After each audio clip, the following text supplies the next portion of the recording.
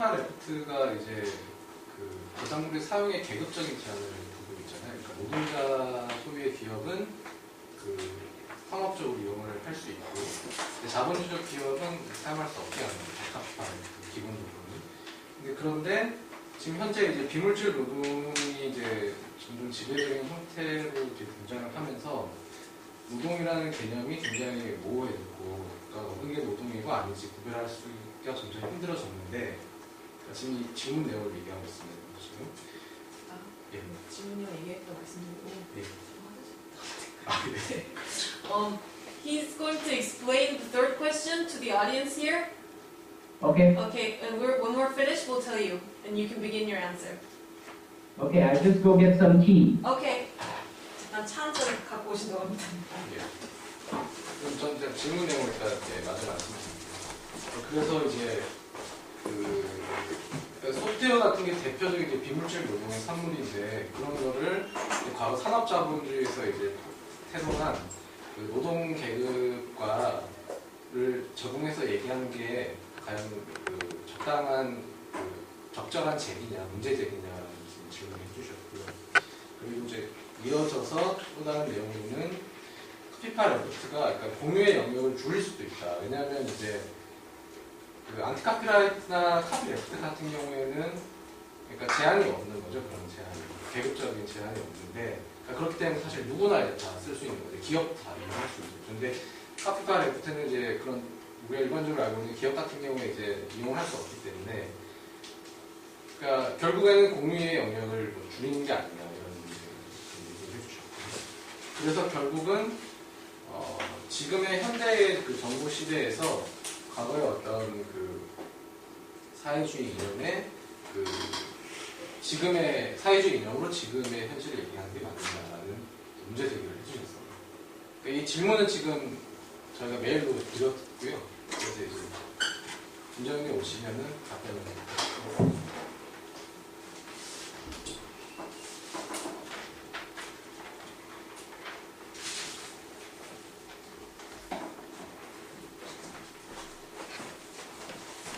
Is the question over? Yes. Okay.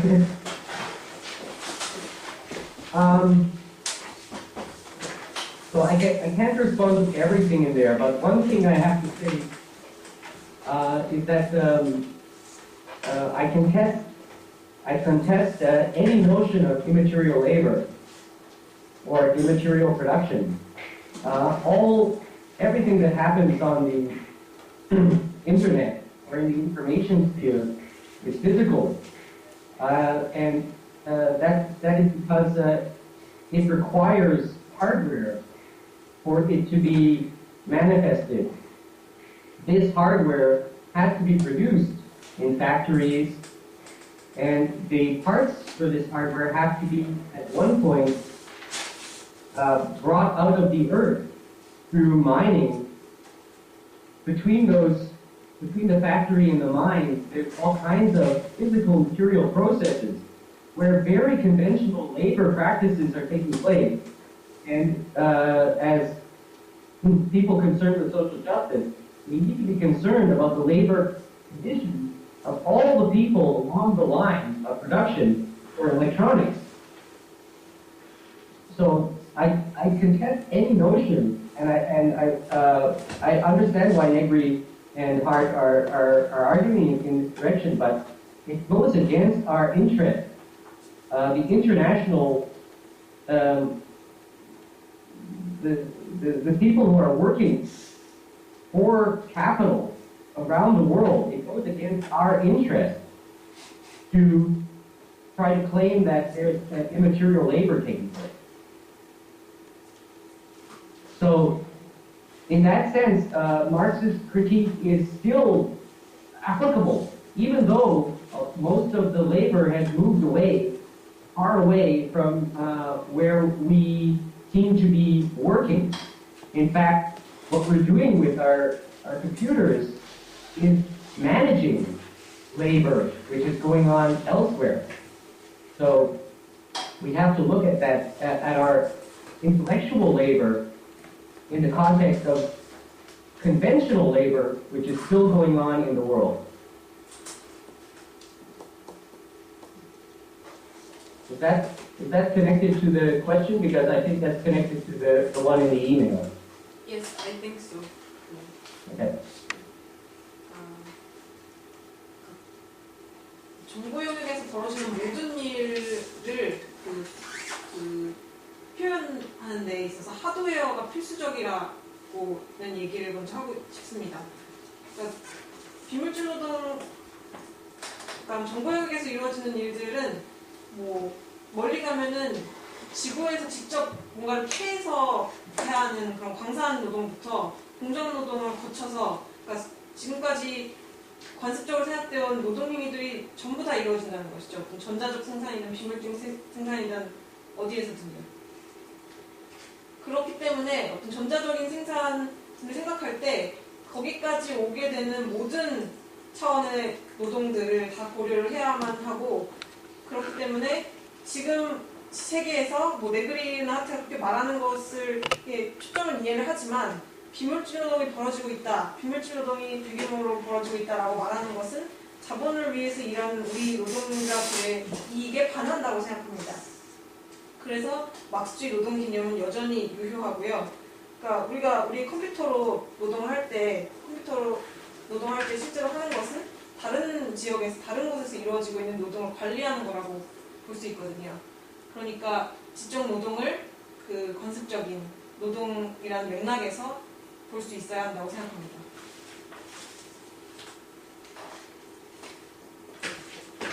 네.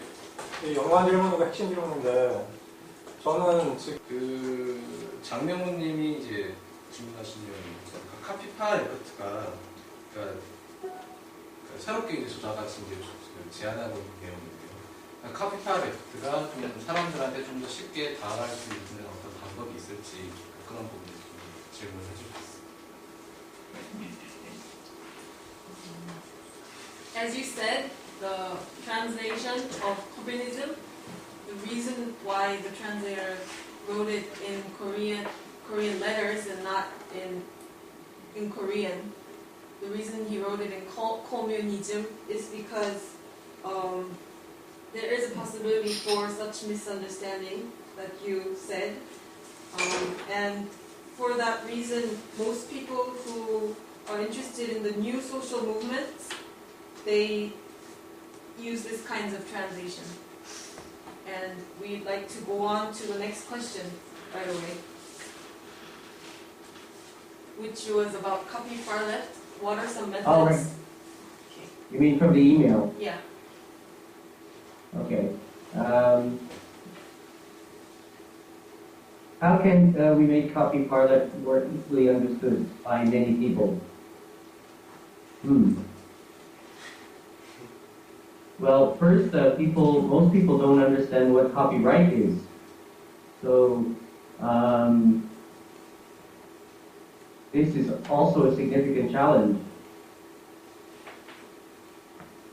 People don't understand how copyright works. 우선 사람들이 카피라이트가 어떻게 작동하는지부터 이해를 못하고 있는 경우가 많기 때문에 어려운 작업입니다. So,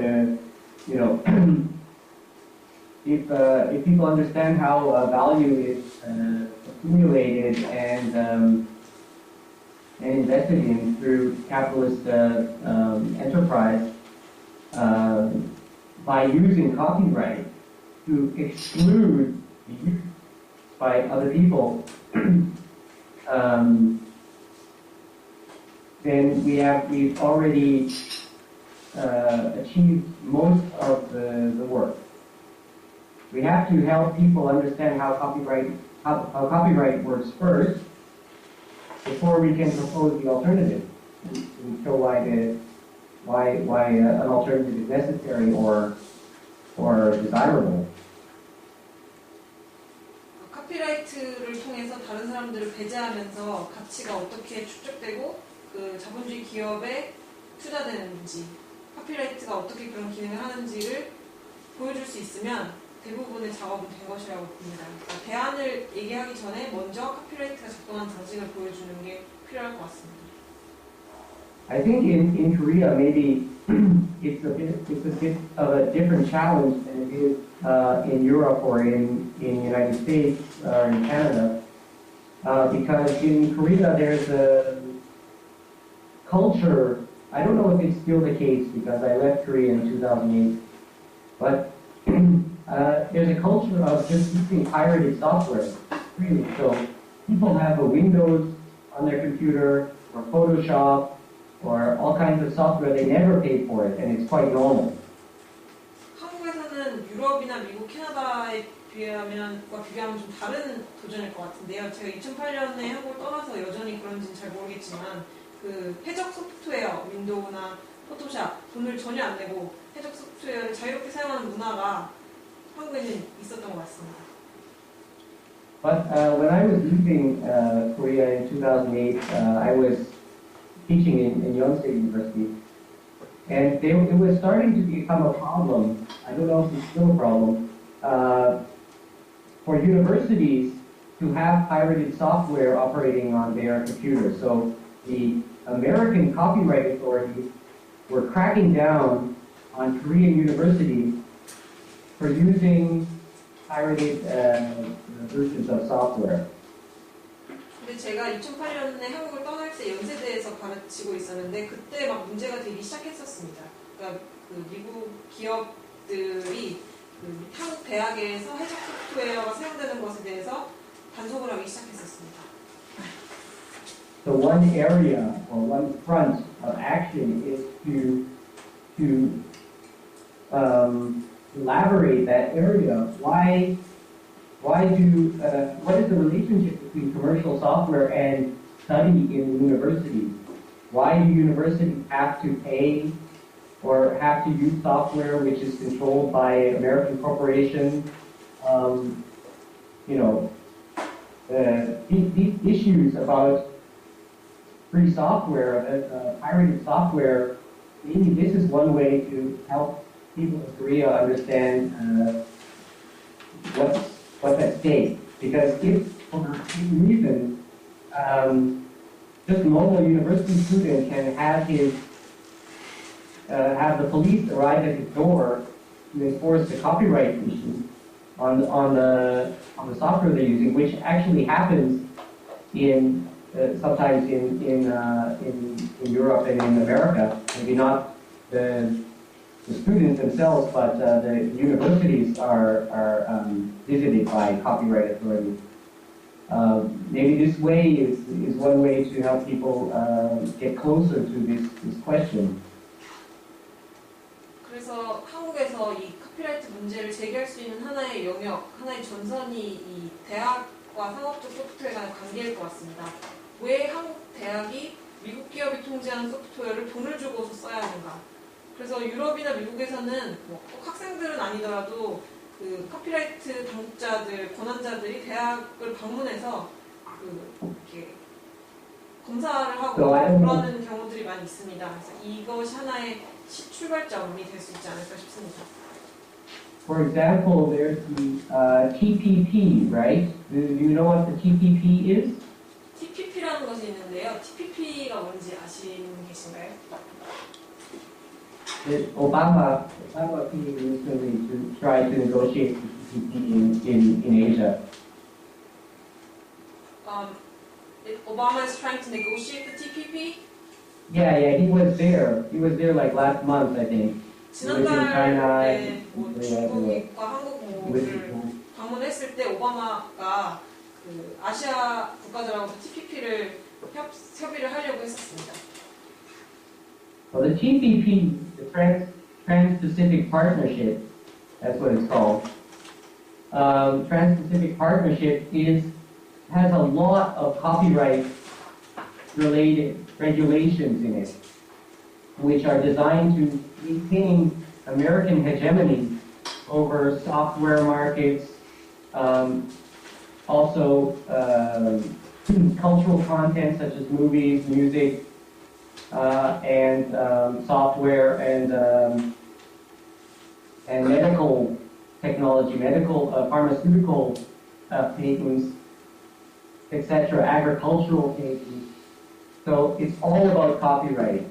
not all about copyright, but copyright is a significant part of the TPP. 그 TPP라는 거는 환태평양 경제 동반자 협정이라는 것인데요. 카피라이트 관련 내용이 굉장히 많이 포함되어 있습니다. 소프트웨어는 물론이고 문화 콘텐츠, 음악, 의학 관련한 특허권들, 농업 관련 특허권들 등을 다 포괄하고 있습니다. The aims of the regulations, copyright regulations in the TPP, are to keep the value of all of those things in the hands of groups of investors and out of the hands of the people creating the value. 이러한 TPP에 있는 저작권 관련 조항들의 목적은 그 가치를 생산자들에게서부터 빼앗아서 투자자들의 손아귀에 이렇게 장악해 주려는 것입니다. So the instrument they use is what's called IP law, right? Intellectual property law. Copyright is a basic instrument of intellectual property law. 그래서 그들이 사용하는 가장 기본적인 도구가 IP로라고 지적재산권법인데요.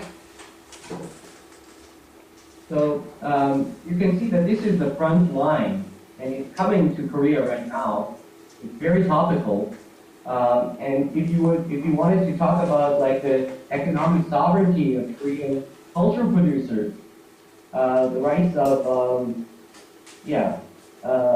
even people working in medicine, etc. If you want to maintain some autonomy from the, let's say, the WTO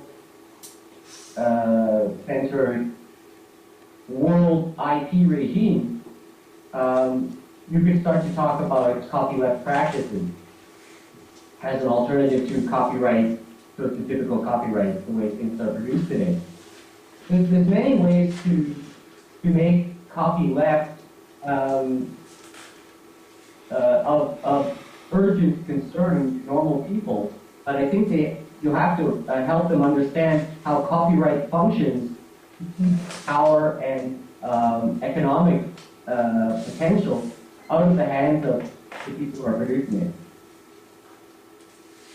그러니까 이런 문제들이 한국에 지금 곧 있으면 도래할 것이고 그래서 전선이라고 보여집니다. 그러니까 한국의 문화 생산자들의 경제적 주권, 의료의 종사자들의 권리 또는 WTO 중심의 세계 지적재산권 체제로부터 자율성을 갖고 싶다 등의 여러 문제들이 한국에서 카피라이트에 대해 이야기를 시작할 수 있는 지점들인 것 같고 아주 많은 것 같습니다. 그래서 사람들은 이런 문제들을 통해서 카피라이트가 긴급한 문제다라는 것을 갖게 될 것 같고요.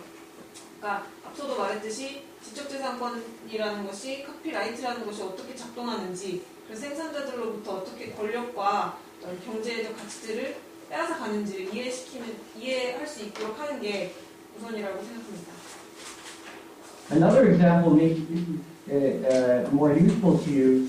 For example, in the Korean pop music industry, is dominated by very few big companies like Jail and CJ.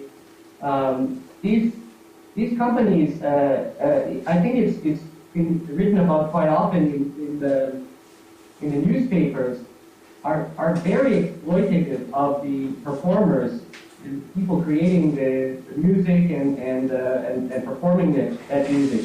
And the conditions for the performers and musicians are, in general, very bad, except for very few exceptions. People working in the Korean music industry. 보다 유용할 수 있는 또 다른 예는 K-pop 대중음악에 대한 얘기일 것 같은데요. 아시다시피 신문에도 자주 나오지만 한국의 대중음악 시장은 CJ 같은 몇 개의 대기업들이 장악을 하고 있고 이 대기업들이 공연자들, 아티스트들에게 적용하는 조건이 매우 식취적이라는 것이 알려져 있습니다. 그러니까 대부분의 경우 아주 특수한 몇 개를 제외하고는 노동 조건이 열악한 것이죠. So if Korea really wants to be like Korea always says they want to be world class this and world class that, but if Korea really wants to be world class creators in, for example, pop music, indie music, they need to address the monopolistic practices of these massive companies. Why so much of the Korean music sphere is dominated by very few big corporations, and why there's, and I think Korean people actually like it somehow. So that it may be a very big challenge to try to make the point that there could be a very rich and heterogeneous sphere of musical creation in Korea. Would the monopolies or the oligopolies, the cartels, the power of those cartels be disrupted by other practices such as copy parlep or other communistic practices? 그러니까 한국 사람들은 항상 이것도 월드 클래스가 되고 싶고 이것도 월드 클래스가 되고 싶다라고 월드 클래스를 항상 얘기를 하는데요. 그러니까 한국의 창작자들이 실제로 어떤 세계 수준이 되고자 한다면 이 독점 행위들을 꼭 다뤄야 한다고 생각합니다. 왜 대중음악계 몇 개의 대기업이 대중음악계를 접수하고 장악하고 있는가? 근데 어떻게 보면 대부분의 한국 사람들은 이런 상황을 좀 좋아하는 것 같습니다. 그래서 이것을 설득시키는 것, 즉 이런 독점이 없어지면 보다 풍부하고 여러 다른 종류들이 공존하는 그런 환경이 가능하다. 독점 카르텔이 없어지면 다른 상황이 가능하다. 예를 들어 커피 파레트 같은 실천들을 통해서 이것을 문제 제기하기 시작할 수 있다. 흐트러뜨리기 시작할 수 있다. 라고 설득하는 것은 큰 도전 같습니다. Personally, and please tell me if I'm wrong, but the model of Korean competition on the world markets is really through the large Apple companies, and this model needs. I think a lot of people identify with pride in the accomplishments of those companies in the rest of the world. I think that needs to be, that sense of pride needs to be maybe,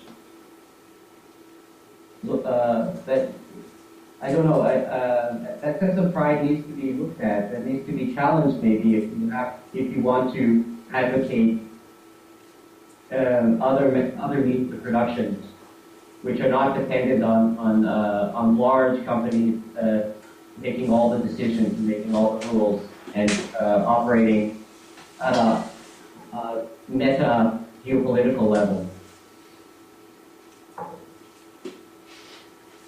한국 경제의 어떤 모델 케이스들은 세계 경제에서 성과를 내고 있는 몇 개의 대기업들인데요.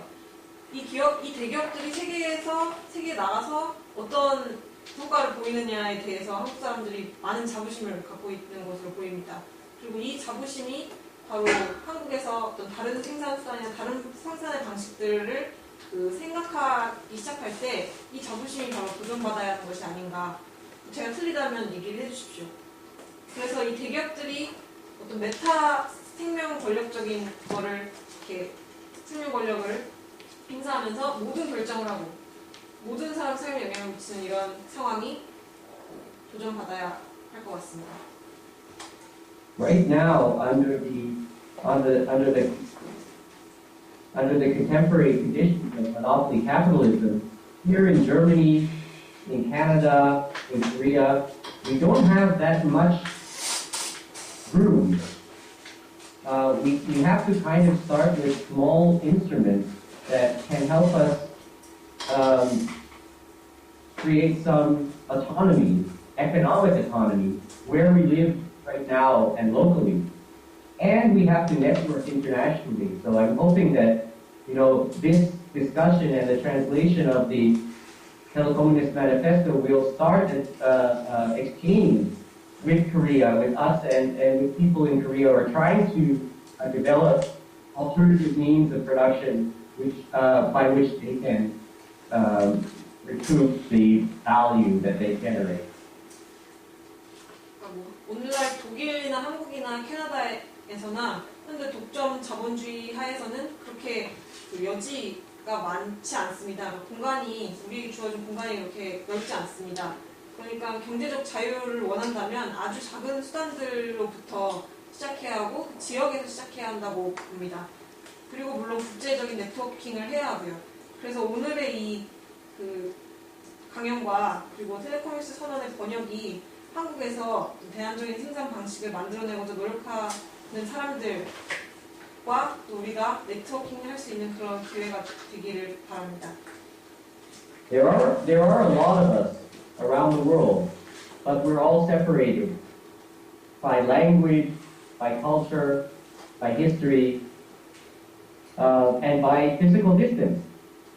And we do need to learn and develop ways to overcome this so that we can help each other. 전 세계 우리들은 아주 많습니다. 그러니까 우리와 같은 생각을 하는 사람들은 많이 있죠. 그렇지만 언어나 문화, 역사 또 그리고 물리적인 거리로 인해서 분리되어 있는 것일 뿐입니다. 그래서 이런 장애물들을 극복할 수 있는 방법들을 계속해서 고민해야 할 것 같습니다. 질문하시는 내용인데요. 그러니까 저자는 이제 카피라이트에 대해서 이제 창작자를 착취하는 그 시스템이라고 비판을 하는데, 그렇다면 창작자의 창작물에 관한 권리는 어떤 방식으로 존중을 받을 수 있느냐, 그러니까 그런 이런 질문을 해주셨습니다. 이에 대한 내용이죠. Can you answer the first question that I sent you earlier? How can the rights of the creator be protected, be respected? Oh yes,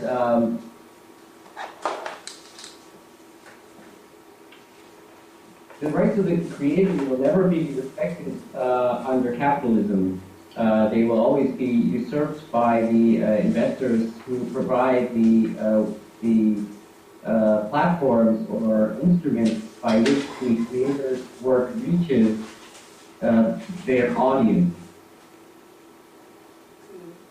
창작자들의 권리는 자본주의 하에서는 절대로 보호받을 수 없을 것입니다. 항상 자본주의는 투자자들에 의해 가로채일 것입니다. So the right of the creator will always be subjected to the regime of the investors. 그러니까 창작자들의 권리는 항상 투자자 체제의 그 강탈에 당할 수 있는 가능성에 놓일 것입니다. The copy far left pure production license allows these producers to make some, to retain some value from their cultural production outside of the domain of the investors, capitalist investor class. I misheard some of the words that you said. The copy far left license will. Copy far left pure production license. The pure production license, we call it copy far left. We get the copy left. The copy left idea is more of a free sharing concept, which does not allow the creators of the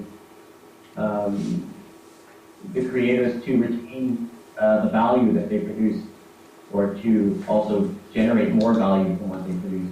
By copy left generally means giving it away. Copy far left allows the creators to retain and even cultivate value from what they create. 그 커피 파레프트 라이센스나 또래 생산 라이센스는 창작자들이 자기가 생산한 가치를 자기가 계속 보유할 수 있게 하고 또 그걸 통해서 새로운 가치들을 생산할 수 있게 해주는 그런 라이센스입니다. 그러니까 커피 레프트는 자유로운 공유를 목적으로 하지만 사실은 그냥 뭐죠?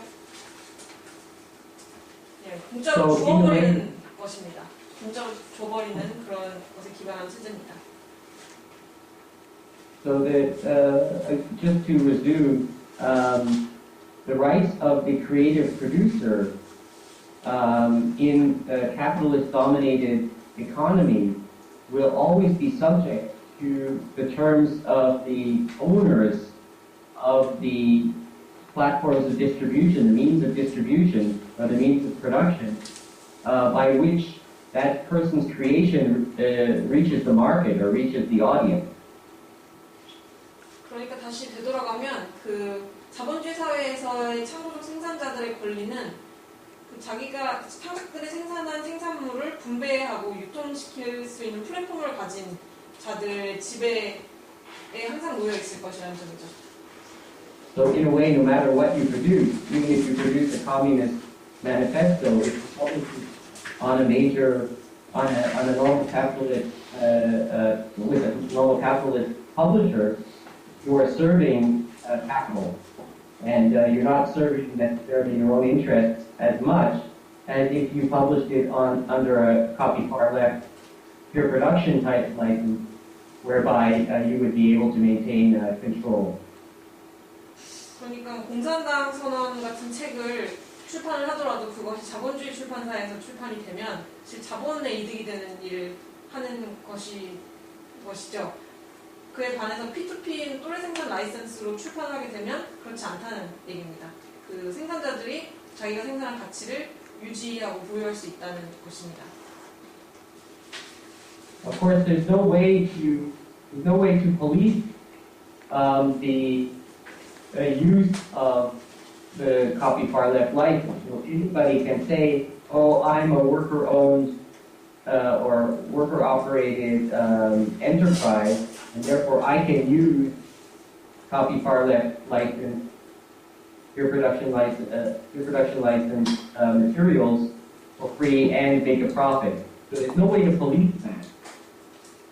물론 카피파레트 라이센스를 가지고 이제 경찰 행위를 할 수는 없습니다. 누구나 우리는 노동자 자주관리 조직이니까 우리는 카피파레트로 내겠다라고 할 수도 있는 것이고요. 그거를 뭐 찾아가서 감시를 한다든지 검사를 한다든지 이렇게 할 수는 없는 것입니다.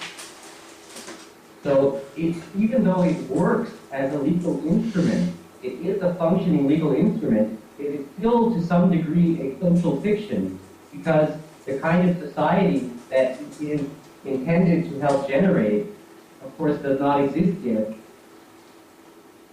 그러니까 앞서서 이 카피파레트 라이센스나 또래 생산 라이센스가 법적 기구다, 법적 도구다 이렇게 말씀드렸는데요.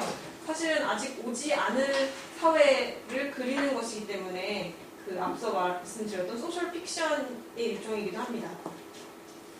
So in that way, it helps to articulate or elaborate the real material challenges that we face trying to create a realm of communist practices today. 이런 방식을 통해서 코뮤니스트 실천을 오늘날 하고자 할 때 우리가 맞닥뜨리게 되는 어려움들을 분명히 하고 수면 위로 드러내고 그럴 수 있는 것입니다. Of course, you will have understood that the kind of communism we're talking about is not Stalinism or any of the kinds of forms of centralized state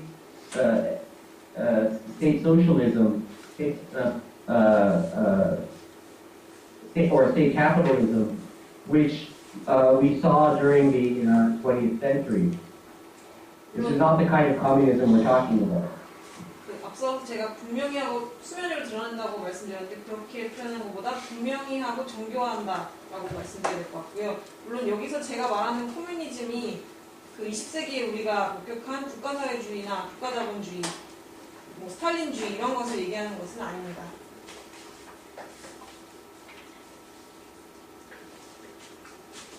I mean, the word communism, I don't know, I noticed that in the translation of the Communist Manifesto in Korean, you didn't use the Korean word for communism, which makes sense, of course I agree with this choice, but you spelled it in Hangul, Pele Communist, and then you wrote manifesto in Korean. So I don't know. I lived in Korea for 3 years, so I have some sense of how the word communist is interpreted in Korea. But maybe there are some misunderstandings now when, for example, when I'm talking about communist practices today in the context of dominant capital.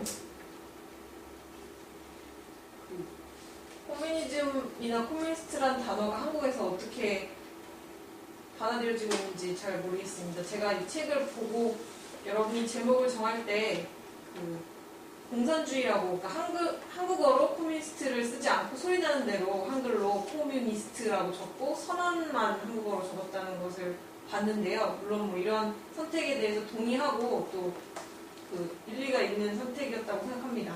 제가 한국에서 3년을 살았지만 그래서 이 단어가, 공산주의라는 단어가 어떻게 한국에서 받아들여지는지에 대해서 아주 조금은 감각이 있지만 잘은 모르기 때문에요.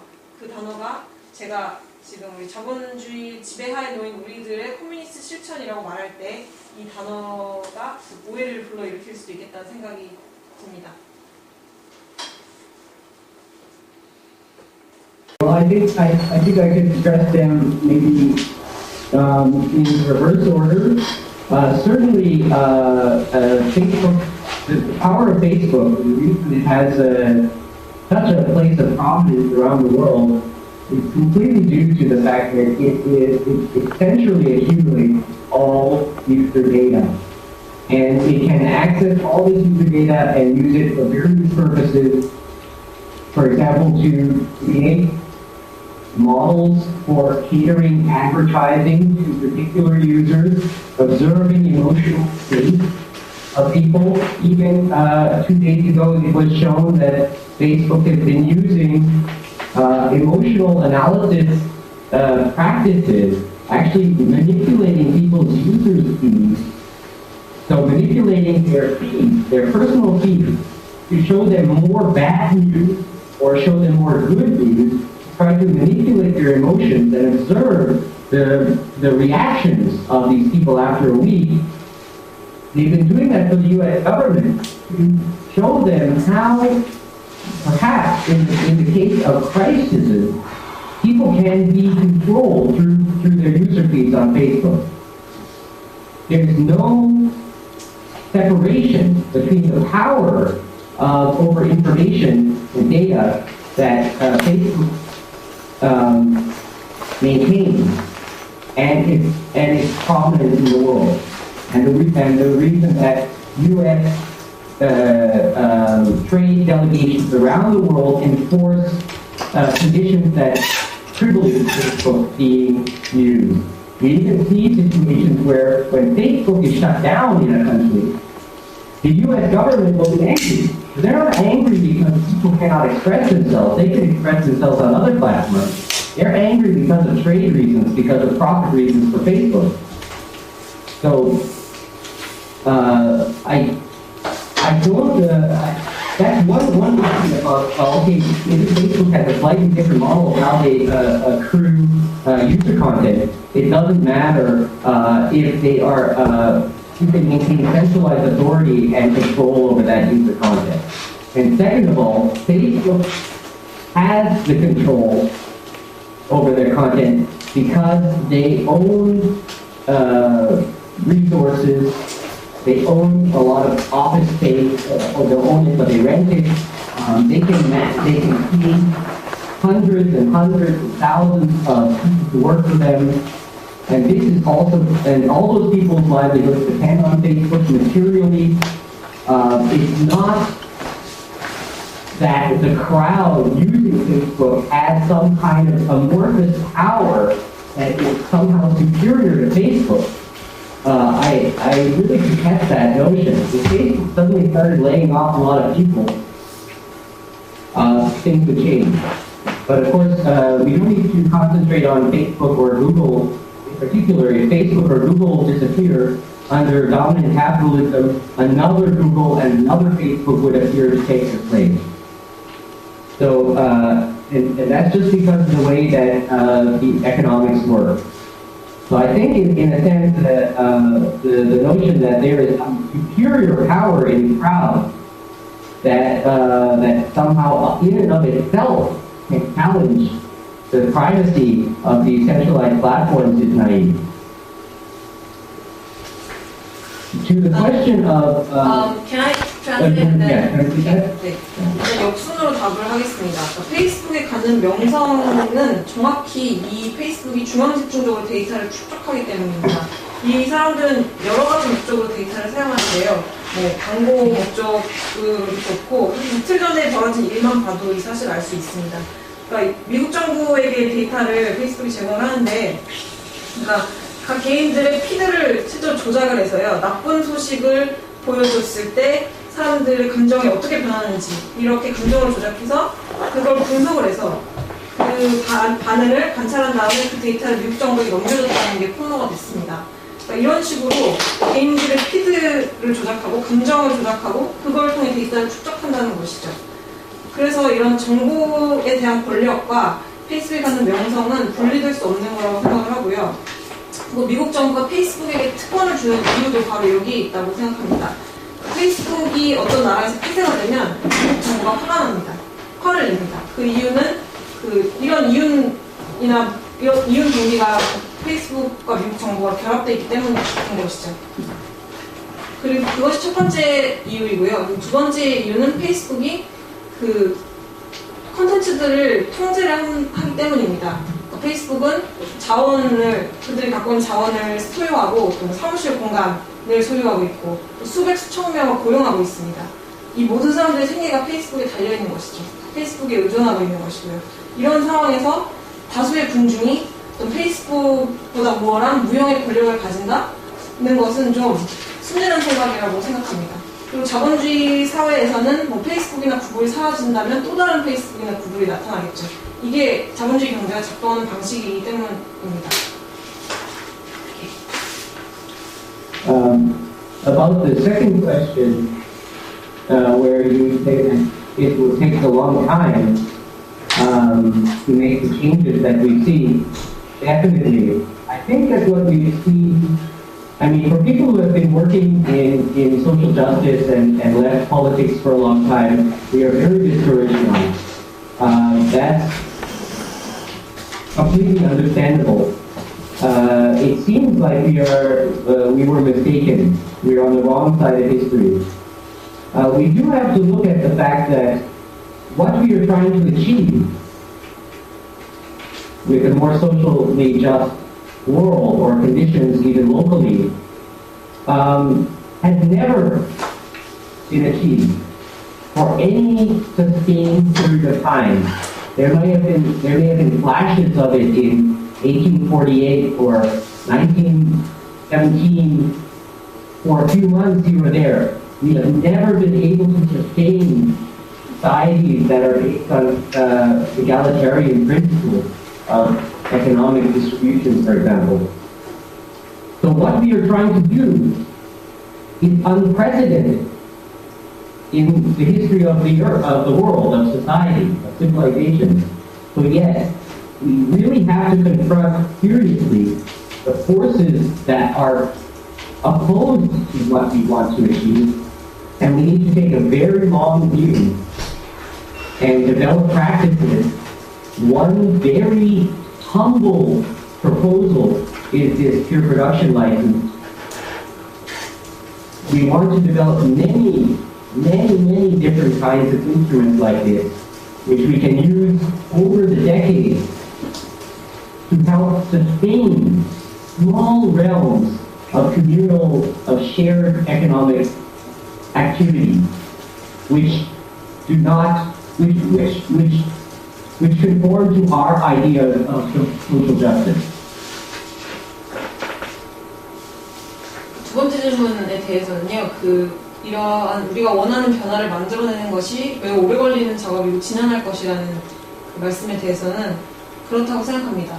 그러니까 지난 몇십 년 동안 사회적인 정의운동은 매우 낙담한 상태라고 생각하고 왜 그렇게 되었는지도 이해가 됩니다.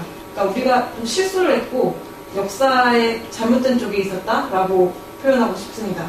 그러니까 우리가 성취하고자 했던 것을 한 번도 이룬 적이 없습니다. 그러니까 우리가 성취하고자 한 것을 어떤 오랜 기간 동안 지속되게 할 수 있었던 적이 한 번도 없습니다. 1848년에 잠시 있었고 그 외에 몇 개월, 몇 주 동안 일시적으로 나타났던 적은 있지만 예를 들어 우리가 원하는 어떤 평등주의적인 경제적인 분배 시스템 이런 것들을 지속시키지 못했습니다. 그러니까 우리가 하고자 하는 것은 전례가 없는 것이죠. 그렇기에 우리가 원하는 것에 반대하는 힘들에 대해서 잘 알아야 하고 그 실천들을 공유를 해야 하는데 그런 것에 있어서 하나의 매우 겸손한 제안이 바로 또래 생산 라이센스인 것입니다. 우리는 이런 도구들을 수없이 많이 만들어내고 싶고 그래서 몇십 년 동안 지속되게 만들고 싶고 그래서 이런 작은 공간들에서부터 경제적인 공유 활동들을 할 수 있는 모델들을 계속 만들어내고 싶습니다. That's good. For the second question, I wanted to show you one other thing. Maybe this is a little bit of a provocation. For example, another device we are starting to use now is something called, and maybe you're going to laugh because it's on Facebook, something called the Debtors Party. This is a model for a new form of political participation. Instead of oriented around workers, it's oriented around debtors, the people who owe money to the capitalist class. And so here we're trying to articulate a new form of political identity around which people can rally. And we will be launching this party as a real party at the end of this year. Debtors Party. So you know about debt. 좀 도발적일 수도 있는 한 가지를 더 보여드리고 싶은데요. 페이스북 페이지라서 여러분이 웃으실 수도 있겠습니다. 근데 어쨌든 뭐냐면 빚진 자들의 당, 채무자들의 당입니다. 그러니까 우리가 고안하려고 하는 새로운 정치적인 참여 형태인데요. 노동자가 아니라 채무자들을 중심으로 그 조직을 하려는 것입니다. 그래서 채무자라는 것, 자본에게 빚을 진 사람들이 이렇게 결집할 수 있는 방법을 만들고자 하는 것이고요. 올해 말에 이 당을 실제로 출범시킬 계획입니다. Yeah, PKE there. Okay, so that's the Debtors Party, and I hope you will all join the Debtors Party if you haven't yet. We want to represent the debtors around the world. 그래서 채무자 당을 보여드렸고요. 빚이 있으시다면 이 당에 가입하시기를 바랍니다. 우리는 전 세계의 빚진 자들을 대표하고 싶습니다.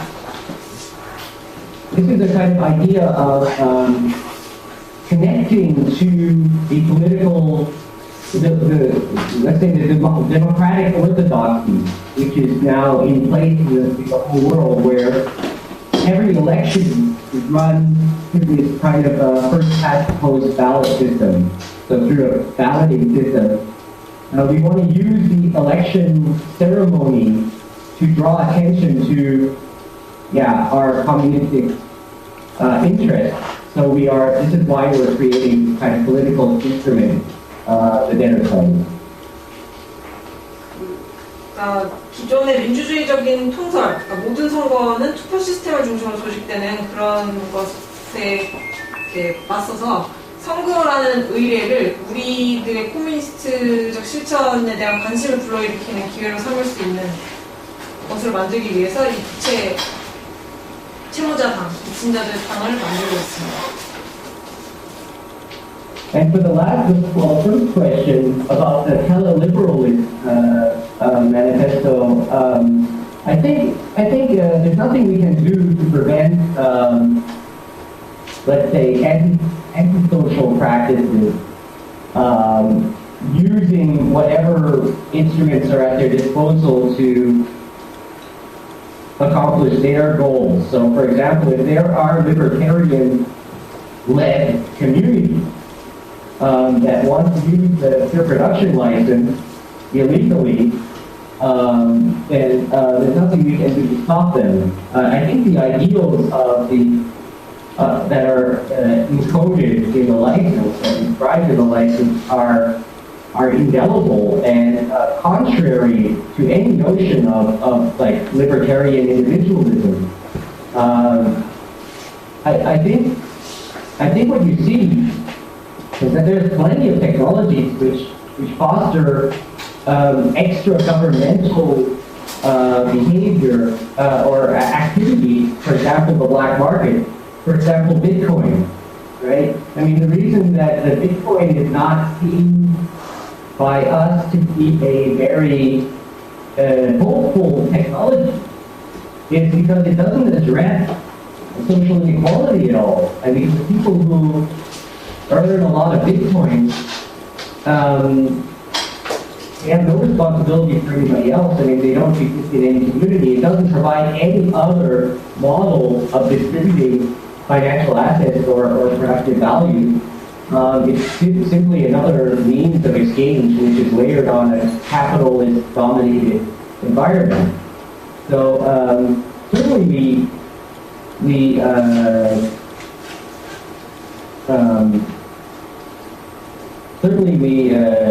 can possibly be producing, and we necessarily do produce technologies which can be used against our purposes, but we do have to find ways to defend our realm of activity, our realm of economic activity against those incursions.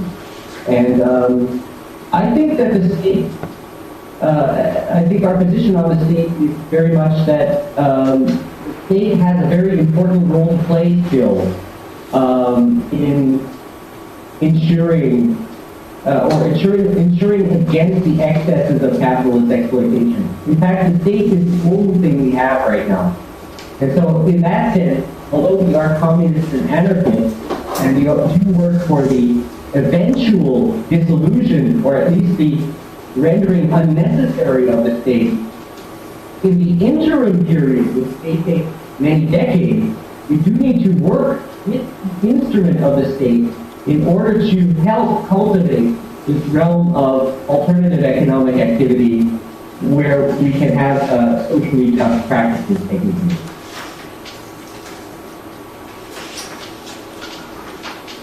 우리가 보완해내는 방식들을 반사회적으로 사용하는 것을 막을 길은 없다고 생각합니다.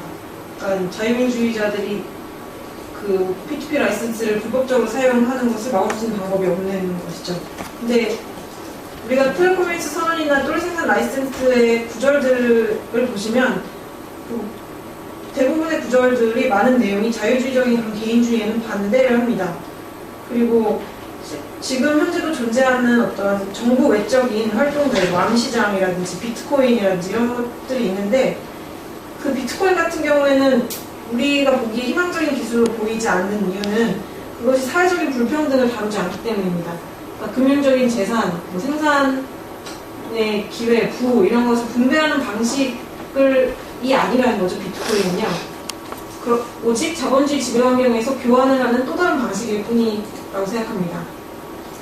그래서 우리의 목적에 반하는 방식으로 우리가 제공한 도구들이 사용되는 것을 막을 수는 없고 그냥 우리의 경제적 영역, 우리가 생산한 가치들을 보호할 수 있는 수단들을 찾아야 할 것이고 그리고 국가에 대한 우리 입장은 국가의 역할이 여전히 중요하다고 봅니다.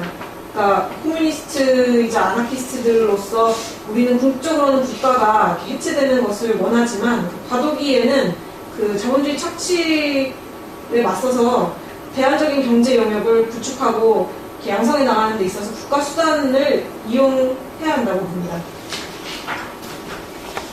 Okay, I'm Canadian citizen, and so is Dimitri.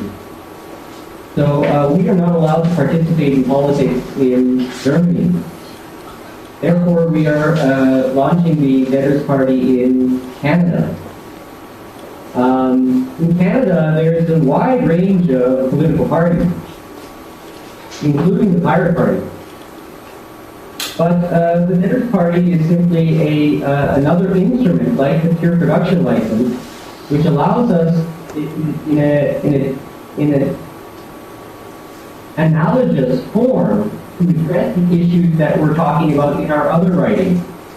So some people will respond to an artwork, some people will respond to a party, an actual political party actually participating in an electoral process.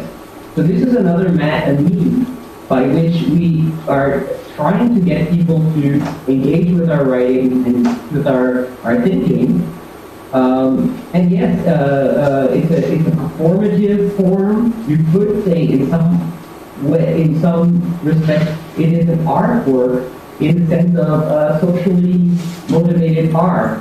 However, it will take the form of an official political party which is running in an election. Cool. I missed the first sentence. Why did you say you can't participate in politics in Germany? Because we're both Canadians. 그 디미트리와 I'm 저는 모두 Canadian and Dimitri is Canadian. 캐나다인이기 때문에 독일에서 정치 참여를 할 수가 없습니다. 그래서 채무자 당을 캐나다에서 만들었고요. 그 캐나다에는 실제로 수많은 당이 있습니다. 그래서 이 채무자 당은 그냥 또 다른 정치적 도구인데요. 그러니까 텔레코미스트를 해왔던 다른 수단들이나 작업들과 유사합니다. 그러니까 우리가 사람들에게 우리 생각에 관심을 갖도록 만들기 위해서 어떤 사람들은 당이라는 형태의 회의에 관심을 가질 것이고 어떤 사람들은 뭐 플랫폼, 인터넷 플랫폼이라는 형태를 할 때 관심을 가질 것이고 그런 것의 일환인 것이죠. 그래서 이것이 어떤 공연적, 수행적인 예술 작업이다. 사회적인 참여적인 작업이지만 예술 작업이다라고 부를 수도 있겠지만 뭐 공식적인 당 활동 그래서 선거에 후보를 내고 참여하는 그런 공식적인 당 활동도 할 것입니다. 예. 저희가 이제 좀 시간 관계상 이제 이걸로 진행을 마쳐야 될 거고요. 지금까지 강연과 진행을 해준 오틀리백에 박수로 하는 걸